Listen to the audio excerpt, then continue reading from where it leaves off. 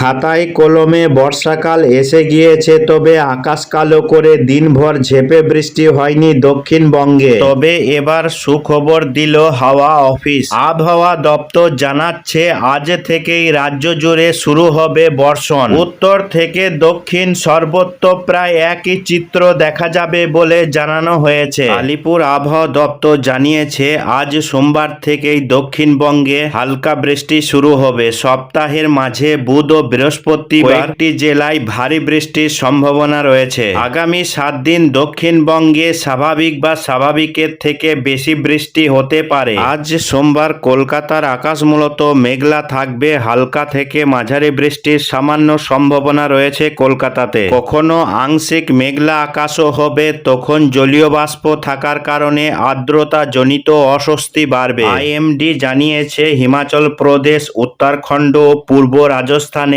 আগামী 5 দিন হালকা থেকে মাঝারি বৃষ্টির পূর্বাভাস দিয়েছে। জম্মু কাশ্মীর, লাদাখ, গিলগিট বালতিস্তান, মুজাফফরাবাদ, পাঞ্জাব, হরিয়ানা, চণ্ডীগড়, দিল্লি, উত্তরপ্রদেশ এবং পশ্চিম রাজস্থানেও আগামী 5 দিন বিক্ষিপ্তভাবে বৃষ্টি হবে। পূর্ব রাজস্থানে আজ অতি ভারী বর্ষণ এবং পশ্চিম উত্তরপ্রদেশ, হিমাচল প্রদেশ ও উত্তরাখণ্ডে বুধবার ভারী বৃষ্টির পূর্বাভাস দিয়েছে ভারতের মৌসুম ভবন। আজ উত্তর গুজরাট অঞ্চলের বেশ কয়েকটি অংশে ভারী বৃষ্টিপাত হয়েছে।